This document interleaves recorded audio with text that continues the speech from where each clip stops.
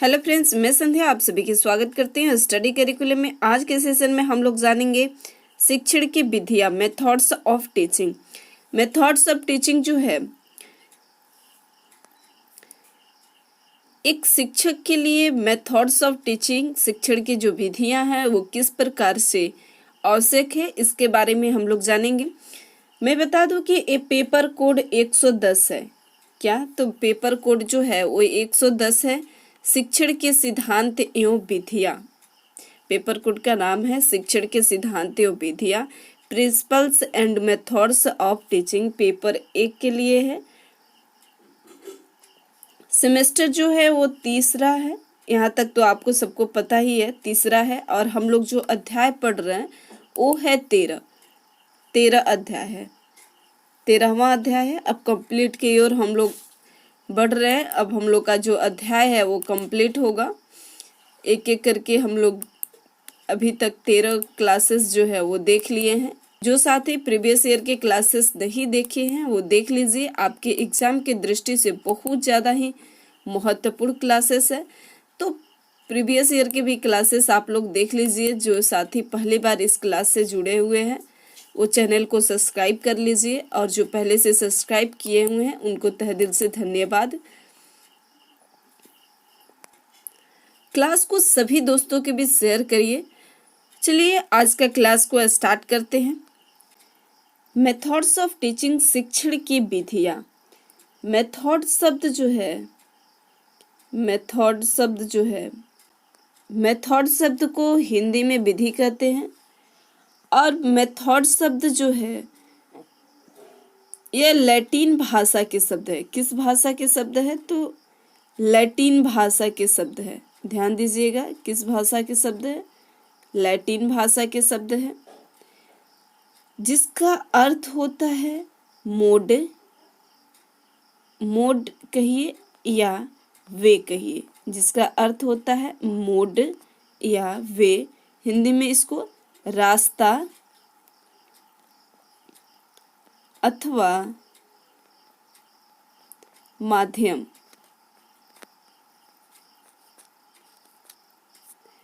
रास्ता अथवा माध्यम। शिक्षण की विधियों में देखा जाए तो पाठ्य वस्तु बहुत ही ज़्यादा महत्वपूर्ण होता है। इसमें शिक्षण की विधियों में पाठ्य वस्तु जो है वो बहुत ही ज़्यादा महत्वपूर्ण होता है। जैसे पाठ्य वस्तु की प्रकृति होती है, उसी प्रकार की शिक्षण विधियाँ का चयन किया जाता है। दूसरे शब्दों में हम कह सकते हैं कि पाठ्य वस्तु के प्रस्तुतिकरण की शैली को शिक्षण विधियाँ कहा जाता है। क्या? पाठ्य वस्तु के प्रस्तुतिकरण की शैली को शिक्षण विधियाँ कहा जाता है। It is a style, it is a style of the presentation of content in classroom. Content in classroom. शिक्षण की जो शिक्षण विधियाँ जो है, यह पाठ्य वस्तु की प्रस्तुतिकरण की शैली को शिक्षण विधि कहा जाता है। एक शिक्षक के लिए आवश्यक है कि उसे शिक्षण विधियाँ का ज्ञान हो, ताकि वह आवश्यकता और परिस्थितियों के अनुसार किसी भी उपयुक्त विधि का प्रयोग कर अपने शिक्षण कार्यों को सुचारू रूप से चला सके। किसी भी एक शिक्षक का यह कर्तव्य है कि वह शिक्षण विधियों के उसके पास ज्ञान हो, ताकि वह कक्षा या शिक्षण विधियों को अच्छे से, शिक्षण कार्य जो है उसको अच्छे से सुचारू रूप से उसे चला सके। शिक्षण विधियाँ जो है वो शिक्षक का मार्गदर्शन करती है, और शिक्षण विधियाँ जो है वह शिक्षक के मार्गदर्शन भी करती है। मार्गदर्शन करती है शिक्षक की। वह मार्गदर्शन करती है कि वह अपने छात्रों को किस प्रकार से शिक्षा प्रदान करे। इस प्रकार से वो मार्गदर्शन करती है कि अपने जो बच्चे को पढ़ाने जाएंगे, जब आप बच्चे को पढ़ाने जाएंगे तो उस बच्चे को किस प्रकार से आप उसका मार्ग प्रशस्त करेंगे, यह आपके ऊपर डिपेंड करता है। तो आप किस प्रकार से तैयार होते हैं, तो शिक्षण विधियां जो है आपको वह आवश्यकताएं और परिस्थितियों के कार्य को सुचारू रूप से आपको एक सक्षम बनाता है कि हाँ, ये मार्ग जो है वो सही है। यह सत्य है कि जिस प्रकार से सही रास्ते के अभाव में एक व्यक्ति जो होता है अपने निर्दिष्ट स्थान पर, अपने किसी निर्दिष्ट स्थान पर नहीं पहुंच सकता है। अगर उसको सही रास्ता नहीं दिखाया जाए तो वह सही मार्ग पर नहीं चल सकता है। तो उसी प्रकार बिना उचित विधि के प्रयोग के छात्रों को सही ज्ञान नहीं दिया जा सकता है। और एक उचित प्रयोग से अगर आप छात्रों के एक उचित विधि के प्रयोग अगर नहीं कीजिएगा तो छात्रों का भी एक सही मार्ग, ज्ञान का जो सही मार्ग है वह नहीं मिल पाएगा। तो शिक्षण विधियां क्या है? शिक्षण विधियां जो है वो सही मार्ग प्रशस्त कराती है, एक सही मार्ग जो है प्रशस्त कराती है। अब आइए प्रश्नों के माध्यम से ही हम शिक्षण विधियों के बारे में जानने की कोशिश करेंगे और उसको बहुत ही अच्छे से एक्सप्लेन करेंगे। तो चलिए क्लास को अंतिम तक आप लोग देखिएगा। अगर आपको क्लास अच्छा लगेगा तो प्लीज़ लाइक कर दीजिएगा और कमेंट बॉक्स में अपना राय जरूर बताइएगा कि आपको क्लास कैसा लगा। और दोस्तों के बीच शेयर करना मत भूलिए, जितना हो सके दोस्तों के बीच आप लोग शेयर करिए। सबसे फर्स्ट प्रश्न है, समस्या समाधान विधि के सोपानों का क्रम में लगाएं। यहाँ पर देख लेते हैं कि समस्या समाधान विधि क्या है। ऑप्शन ए है तथ्यों का एकीकरण, ऑप्शन बी जो है मूल्यांकन, ऑप्शन सी जो है निष्कर्ष निकालना, ऑप्शन डी जो है परिकल्पना का निर्माण। इसको आपको क्रम में लगाना है। तो सबसे फर्स्ट जो क्रम आएगा, तथ्यों का एकत्रीकरण करना। सबसे पहले तथ्यों को एकत्रित किया जाता है। तो किस में है? ए है, ए है, ए। चलिए इसको काट दीजिए, ए गलत है। उसके बाद से होता है परिकल्पना का निर्माण। उसके बाद से परिकल्पना का निर्माण किया जाता है। अब देखिए डी किस में है? इसमें भी डी नहीं है और इसमें भी डी नहीं है। फिर भी देखेंगे कि ये सही हो रहा है कि नहीं। ऑप्शन सी जो कह रहा है कि निष्कर्ष निकालना, ठीक है, निष्कर्ष निकाला जाता है और लास्ट में मूल्यांकन किया जाता है। तो राइट आंसर क्या हो जाएगा? ब होगा। समस्या समाधान विधियों के बारे में और डिटेल से देख लेते हैं। समस्या समाधान विधि जो है, समस्या समाधान विधि जो है चिंतन एवं तर्क की एक आवश्यक परिणति समस्या समाधान है। जब व्यक्ति किसी लक्ष्य पर पहुंचने के लिए प्रयासरत रहता है, वह ज़्यादा प्रयास करता है किसी लक्ष्य तक पहुंचने के लिए, परंतु प्रारंभिक प्रयासों में उसे सफलता नहीं मिलती है। जब व्यक्ति के लिए लक्ष्य तक पहुंचना ही एक समस्या हो जाती है, तब व्यक्ति मार्ग में आने वाली जो बाधाओं पर विजय प्राप्त करके अपने लक्ष्य पर पहुंच जाता है। तब वह कहा जाता है कि उसने अपनी समस्या का समाधान कर लिया है। उसने अपनी समस्या का समाधान कर लिया है। तो समस्या क्या है? समस्या के आना जो है एक पार्ट ऑफ लाइफ है। समस्याएं जो है मनुष्य के जीवन में आती रहती है और उससे निकलकर उसे हंसते हुए खिलते हुए निकलना, ये मनुष्य की आर्ट ऑफ लाइफ है, जीवन जीने की एक कला है। तो समस्या जो है वो हमारे जीवन में आती रहती है। जैसे कि अभी आप लोग प्रिपरेशन कर रहे हैं, किसी भी कॉम्पिटिटिव एग्जाम की तैयारी आप लोग कर रहे हैं और उसमें सफलता न मिले, तो हो सकता है कि कहीं आपकी वो जो पोस्ट है उससे कहीं बड़ा पोस्ट मिल जाए, या एक बार नहीं 2 बार प्रयास करने पर उसको मिले। तो वो क्या है? जब आप उस लक्ष्य पर पहुंच जाइएगा तो वही तो है कि जब आप समस्याओं के से पूरी तरह से जो भी समस्याएं आई उससे पूरी तरह से आप हल करते गए और अपने लक्ष्य को प्राप्त कर लिए। यही तो समस्या है, समस्या समाधान विधि जो है यही समस्या है। अब जानने की कोशिश करते हैं कि इसके संबंध में कौन कौन से विद्वानों ने अपने मत दिए हैं। उन सभी विद्वानों के बारे में देख लेते हैं कि किसने किस प्रकार से समस्या समाधान को स्पष्ट किया है। समस्या समाधान जो है, समस्या पद्धति जो है, यह पूर्णतः नवीन है। समस्या पद्धति जो है क्या, तो समस्या पद्धति जो है यह पूर्णतः नवीन है, यह पूर्णतः नवीन है पद्धति।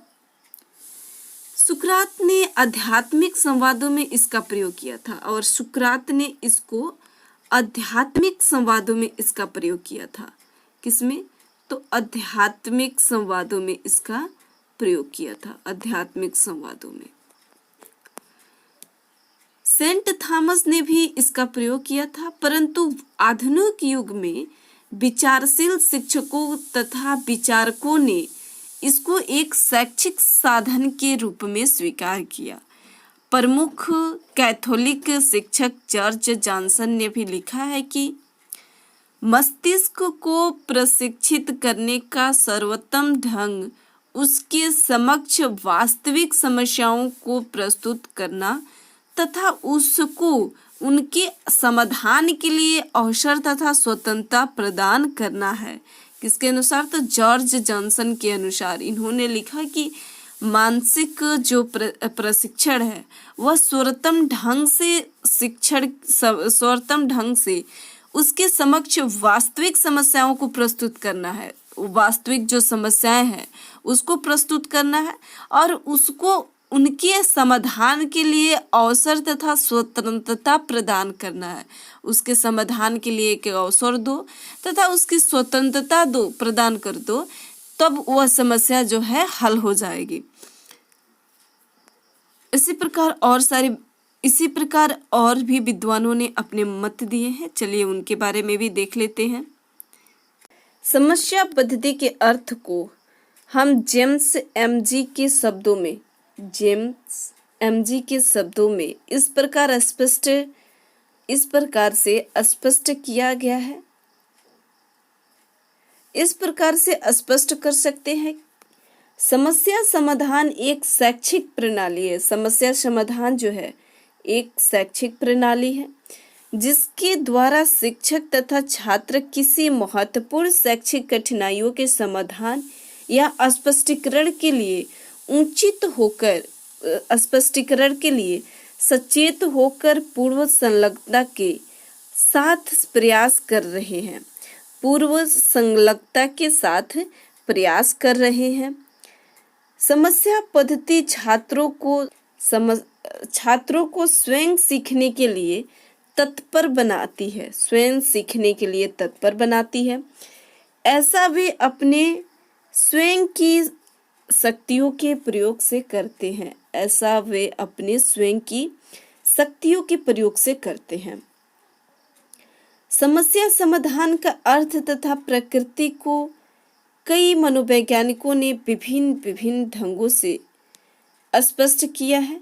स्किनर के अनुसार इन्होंने समस्या समाधान का लक्ष्य की प्राप्ति में बाधक प्रतीत होने वाली कठिनाइयों पर विजय प्राप्त करने की प्रक्रिया है। जो भी समस्या जो है वो लक्ष्य को जो बाधित कर रही है, कठिनाइयाँ जो बाधित कर रही है, उस पर विजय प्राप्त करने की प्रक्रिया ही समस्या समाधान का लक्ष्य होता है। किसके अनुसार, अब स्किनर के अनुसार। यहाँ पर स्किनर के अनुसार अंग्रेजी में भी दिया हुआ है, आप लोग इंग्लिश में देखना है तो देख लीजिए। गुड के अनुसार समस्या पद्धति निर्देश के वह विधि है जिसके द्वारा सीखने की प्रक्रिया को उन चुनौतीपूर्ण स्थितियों की सूचना द्वारा प्रोत्साहित किया जाता है जिनका समाधान करना आवश्यक है। समस्या समाधान की विधियां की कुछ विशेषताएं भी हम लोग देख लेते हैं। समस्या समाधान की विशेषताएं किस प्रकार दी गई है, तो कुछ विशेषताएं के बारे में भी हम लोग देख लेते हैं।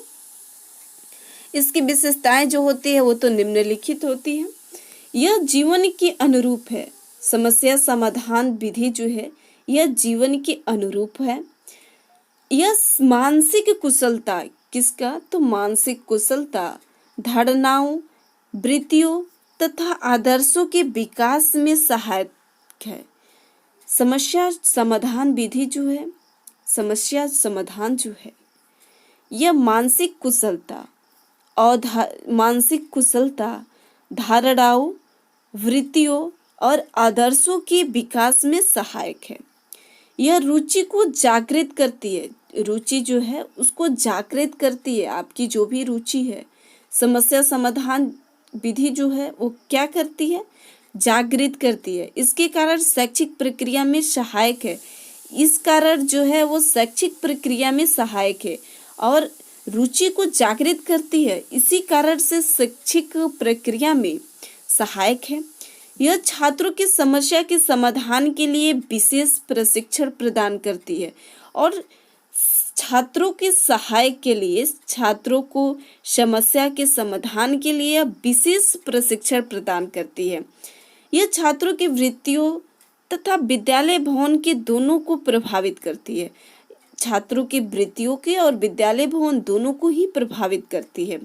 यह छात्रों के मुद्रित पृष्ठों का मूल्यांकन करने योग्य बनाती है और मुद्रित पृष्ठों के मूल्यांकन करने के योग्य बनाती है। यह समस्या समाधान विधि जो है यह छात्रों में उदारता एवं सहिष्णुता के गुणों के विकास करती है। उदारता एवं सहिष्णुता के विकास करती है। समस्या समाधान का व्यक्तित्व के विकास के में विशेष महत्व है और समस्या समाधान का व्यक्तित्व के विकास में विशेष इसका महत्व है।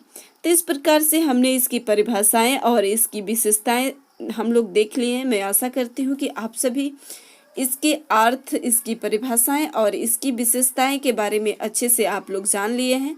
अब हम इसके समस्या समाधान की विधियां देख लेते हैं। इसकी कार्य प्रणाली है, ये क्या क्या है, तो समस्या समाधान की कार्य प्रणाली देख लेते हैं। अब देखते हैं मेथड्स ऑफ प्रॉब्लम सॉल्विंग। समस्या समाधान की विधियां देखते हैं। समस्या समाधान की विधियां जो है वो प्राणियों द्वारा अपने सम्मुख आने वाली समस्याओं का समाधान करते समय अनेक विभिन्न प्रकार की विधियां, व्यूह रचनाओं का प्रयोग किया जाता है। समस्या समाधान के लिए प्रयुक्त की जाने वाली कुछ प्रमुख विधियां जो है वो निम्नलिखित है। अनसिखा तथा आदतजन्य व्यवहार विधि। अनसिखा तथा आदतजन्य व्यवहार विधि। अनसिखा, यहाँ पर मैं लिख देती हूँ, आप लोग भी नोट डाउन कर लीजिएगा कौन कौन से विधियां जो है वो महत्वपूर्ण है। अनसिखा तथा आदतजन्य व्यवहार विधि।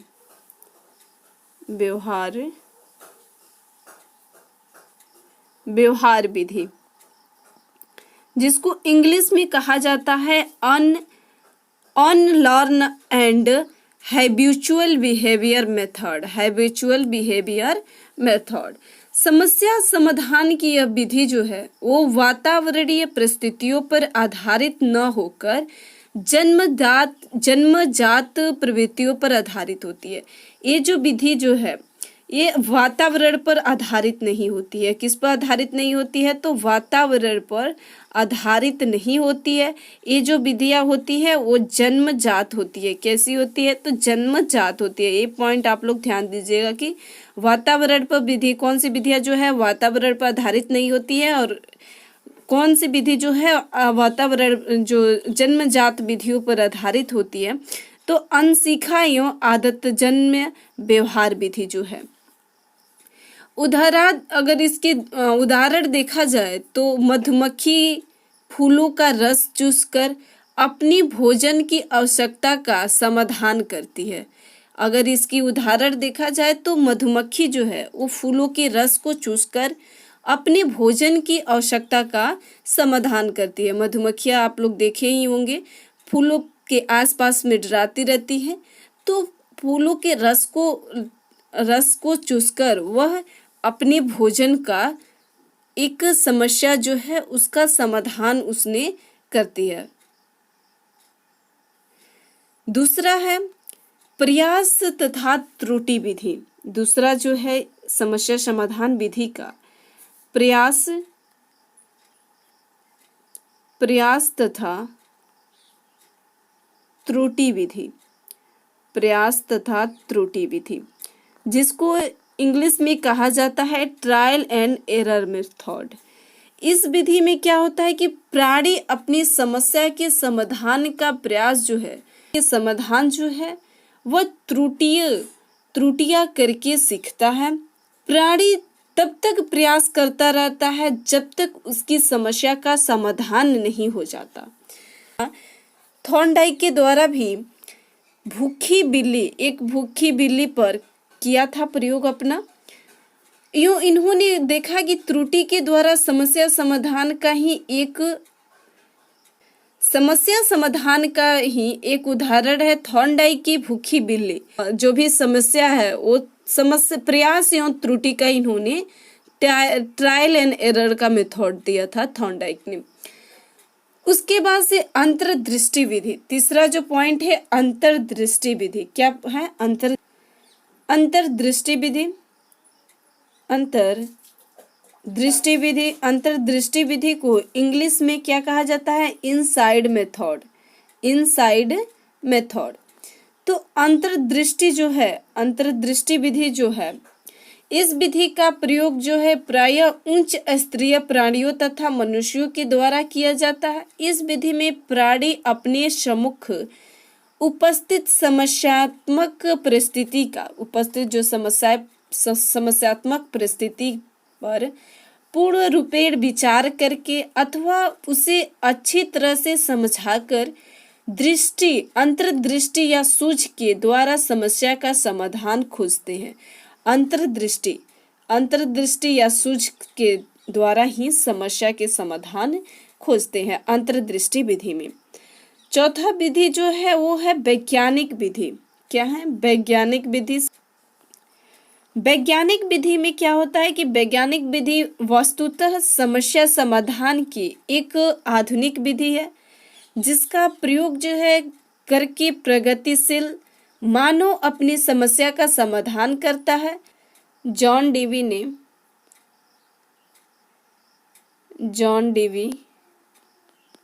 अपने पुस्तक का नाम क्या था?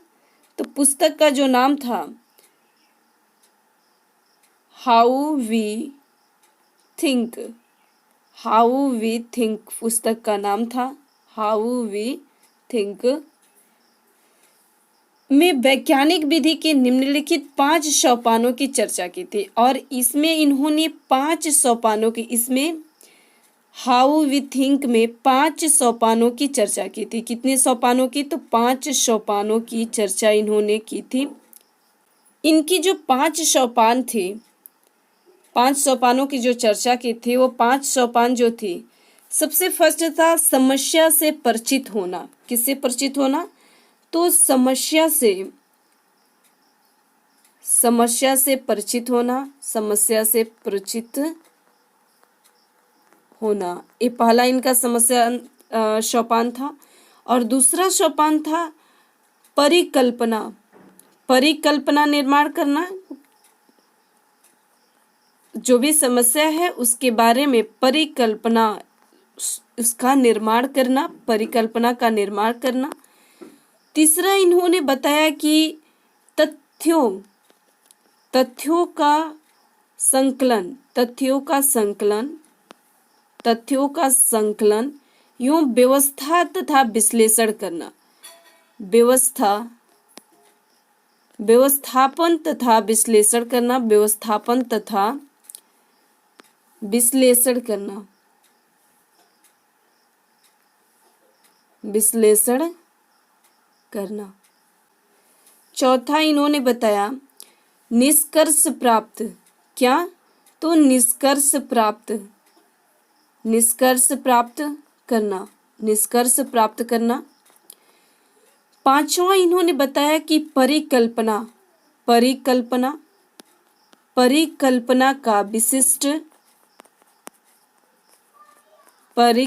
का विशिष्ट परिस्थिति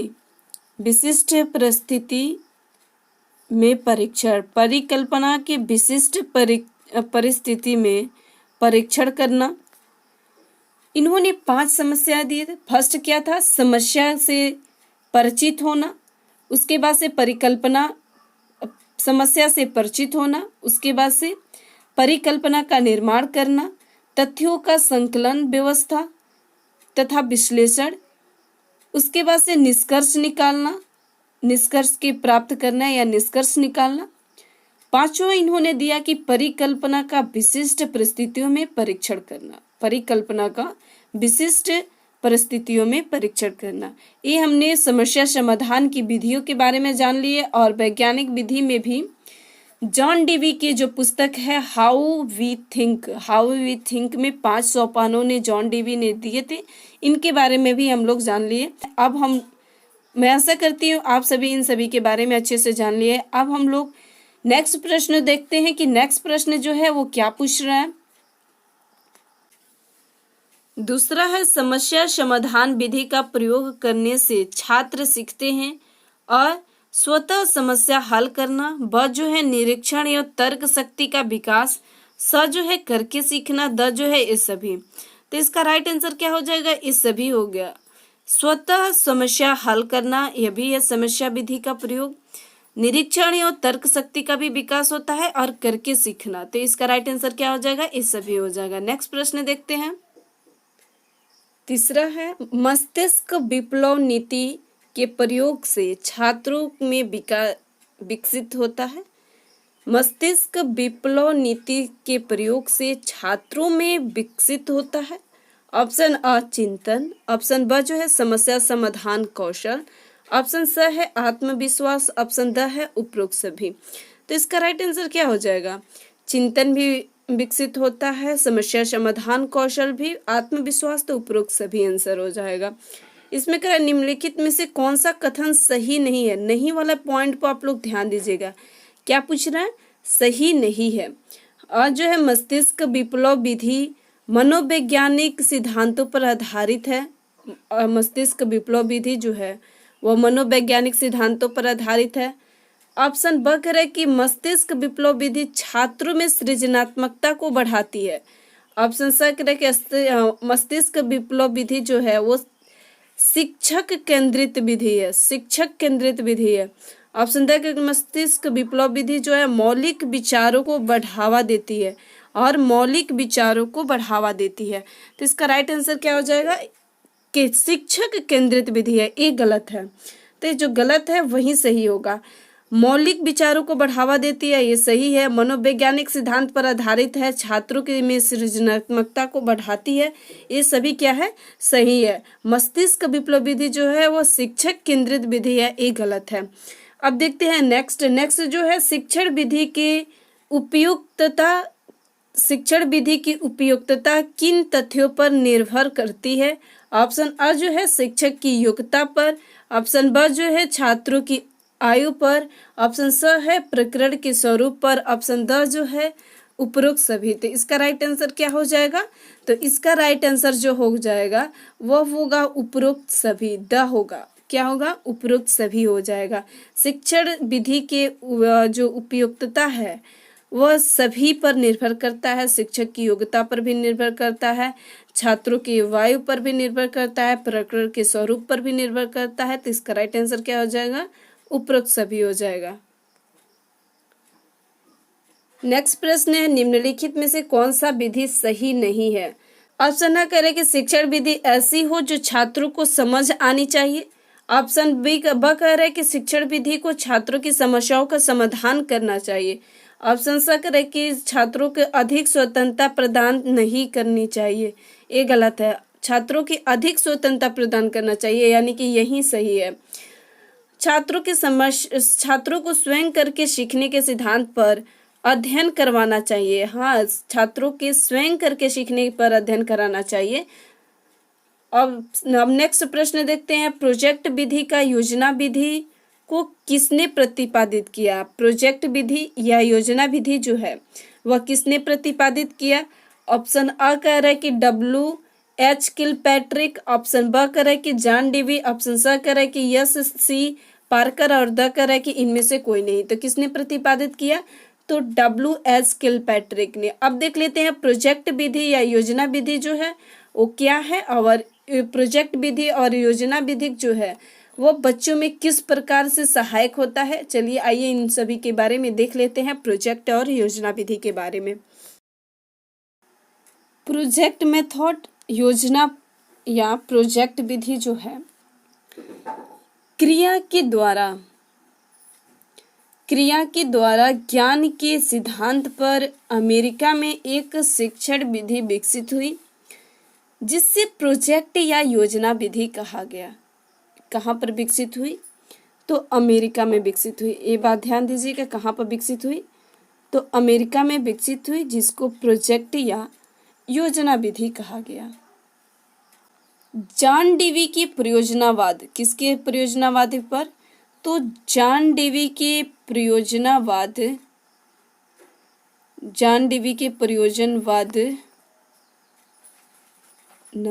प्रयोजनवाद के सिद्धांत पर, जॉन डेवी के प्रयोजनवाद के सिद्धांत पर आधारित प्रोजेक्ट विधि जो है W.H. किलपैट्रिक द्वारा, किसके द्वारा? तो W.H. किलपैट्रिक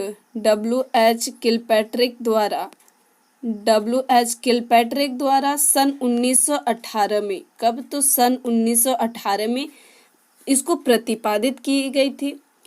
विभिन्न देशों में इस विधि का प्रयोग शिक्षण में सफलतापूर्वक किया गया। विलियम किलपैट्रिक ने इस बात पर बल दिया कि बालक का जो संपूर्ण शिक्षण उसकी स्वयं की कार्य प्रणाली तथा उसके अनुभव पर आश्रित होता है। उनके अनुभव पर जितना आश्रित होगा उतना ही वह ज्ञान छात्र के लिए अस्थायी होगा। यह विधि जो है किस पर आधारित है? तो यह विधि जो है करके सीखने के सिद्धांत पर आधारित है। योजना विधि जो है वो किस पर आधारित है? तो योजना विधि जो है वो सीखने पर आधारित है। किस पर आधारित है? तो सीखने पर आधारित है, सीखने के सिद्धांत पर आधारित है। ये प्रश्न आ भी सकता है कि किस सिद्धांत पर योजना विधि जो है आधारित है? तो करके सीखने के सिद्धांत पर आधारित है। यह विधि जो है छात्रों का स्वाभाविक परिस्थितियां प्रदान करती है जिसमें वह उद्देश्यपूर्ण किसी समस्यात्मक कार्य को सजीवता से पूर्ण करने में सफल होता है। अगर योजना विधि और अर्थ इसकी परिभाषाएं देखा जाए तो योजना विधि के अर्थ को समझने के लिए सबसे पहले मार्शल ने लिखा है। किसने लिखा है? मार्शल ने लिखा है कि शिक्षण की निगमन या आगमन विधि के समान योजना विधि के सार रूप में न तो कभी शिक्षण की पद्धति थी और न है। किसी मूल धारणा यह है कि सीखने वाले का सक्रिय उद्देश्य अति महत्वपूर्ण होता है। सीखने वाले को स्वयं कार्य करना चाहिए, अन्यथा वह अच्छी प्रकार से नहीं सीख पाएगा। तो प्रोजेक्ट प्रणाली का श्री गणेश करने का उद्देश्य था कि बालक को जीवन की किसी कार्य की परिस्थितियों का स्वयं आकलन करे। बालक जो है, छात्र जो है, अपने जीवन के कार्य की किसी भी परिस्थिति के कार्य हो वह स्वयं आकलन करे, फिर यह निर्णय करे कि उस कार्य के करना उसके लिए आवश्यक है अथवा नहीं है।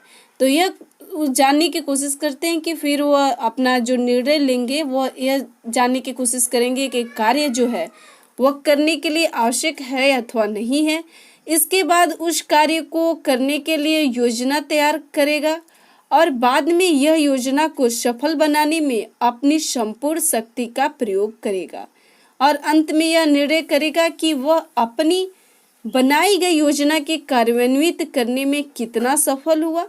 जितना ज़्यादा वह बालक किसी भी महत्वपूर्ण समस्याओं को अधिक सोचेगा और योजना बनाकर उसके अनुकूलन साधन जुटाएगा करे कि जो निर्माण करेगी वह अपनी बनाई गई योजना के कार्यान्वित करने में कितना सफल हुआ।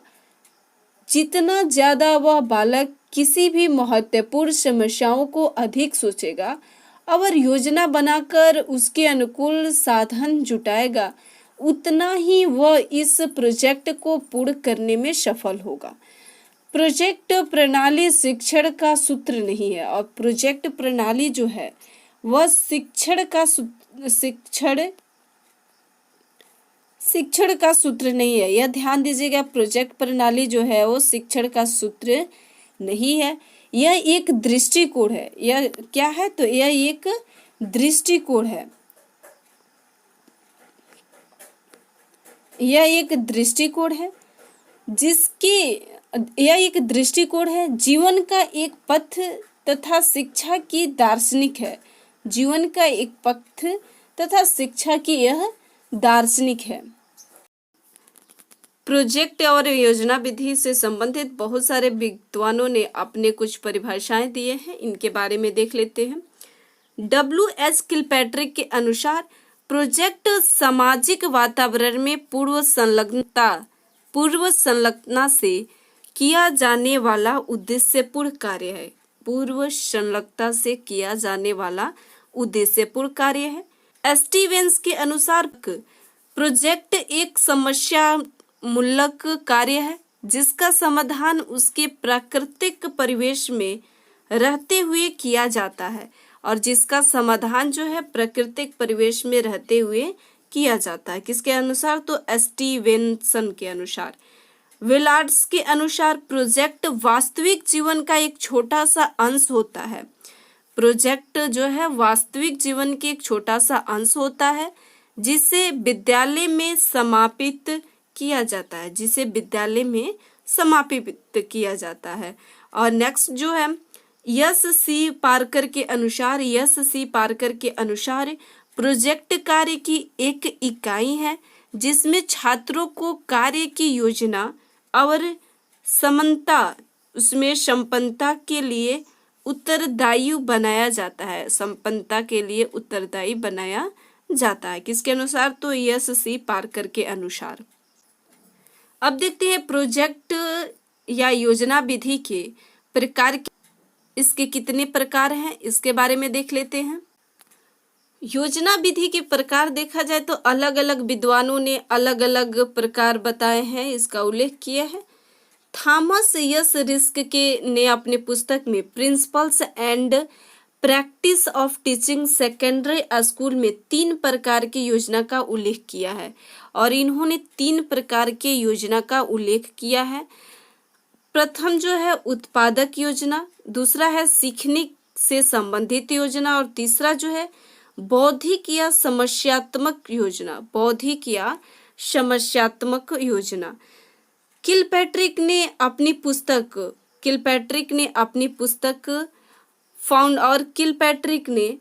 पुस्तक फाउंडेशन ऑफ मेथड में 4 प्रकार की योजना का उल्लेख किया है।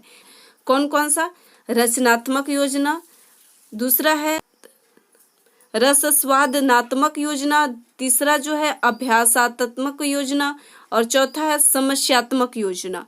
और चौथा इन्होंने क्या बताया कि समस्यात्मक योजना। उसके बाद से नेक्स्ट जो है वो है योजना के वर्गीकरण हम निम्नलिखित प्रकार से कर सकते हैं और योजना के वर्गीकरण जो है हम निम्न प्रकार से कर सकते हैं। योजना विधि जो है 3 प्रकार से, छात्र स्तर के अनुसार, समय के अनुसार और विषय अनुसार। तो छात्र के अनुसार जो होता है एक व्यक्तिगत योजना होता है, एक सामूहिक योजना होता है। समय के अनुसार होता है एक लघु योजना, एक बृहद योजना। और विषय अनुसार जो होता है अभ्यासात्मक योजना और उपभोगात्मक योजना, समस्यात्मक योजना, रचनात्मक योजना और अभ्यासात्मक योजना, उपभोगात्मक योजना। छात्रों के स्तर के अनुसार अगर देखा जाए तो छात्र जो हैं व्यक्तिक स्तर की योजना में मानचित्र, रेखा, समय, चित्र, मॉडल आदि का निर्माण करना होता है। और सामूहिक योजना में देखा जाए तो विद्यालय, पोस्टर ऑफिस, बैंक, उत्सव का आयोजन इसमें किया जाता है। फिर उसके बाद से लघु योजना में देखा जाए तो लघु योजना में सूर्यकार, चार्ट, मॉडल आदि का निर्माण किया जाता है। और बृहद योजना में देखा जाए तो बागवानी कार्य, सुलेख कार्य इसमें किया जाता है। ये था योजना विधि के वर्गीकरण, योजना विधि के वर्गीकरण। अब देखते हैं योजना विधि के शिक्षण पद कितने हैं। योजना विधि के शिक्षण पद, योजना विधि के शिक्षण पद जो है परिस्थिति प्रादुर्भाव, परिस्थिति प्रादुर्भाव, योजना प्रतिचयन, उद्देश्य निरूपण, कार्य निर्माण, योजना की संपन्नता, योजना का मूल्यांकन, योजना का उल्लेख, एक सभी क्या है योजना के पद है। मैं आशा करती हूँ योजना विधि के बारे में आप लोग अच्छे से जान लिए हैं और समझ लिए हैं। योजना विधि में ये थे हमारे जो कुछ शिक्षण विधि के प्रश्न जिसको हमने सॉल्व किए और इसको समझे। मैं आशा करती हूँ कि आप सभी को क्लास अच्छा लगा होगा। अगर अच्छा लगा होगा तो प्लीज़ नीचे कमेंट बॉक्स में ज़रूर बताएं कि आपको क्लास कैसा लगा, और क्लास को सभी दोस्तों के बीच शेयर करें, जितना हो सके क्लास को फैला दीजिए। मिलते हैं अब हम लोग नेक्स्ट सेशन में एक नेक्स्ट टॉपिक के साथ में। हमारा जो अब नेक्स्ट टॉपिक है वो मल्टीमीडिया उपकरण पर आधारित होगा। किस पर आधारित होगा तो मल्टीमीडिया उपकरण पर आधारित होगा। मल्टीमीडिया जो अध्याय 14 है उसको हम लोग कवर करेंगे। मल्टीमीडिया उपकरण मल्टीमीडिया अप्रोच पर आधारित है और इसको हम लोग जानने की कोशिश करेंगे, समझने की कोशिश करेंगे। तो क्लास को कंटिन्यू अगर आप लोग देखना चाहते हैं तो चैनल को सब्सक्राइब करिए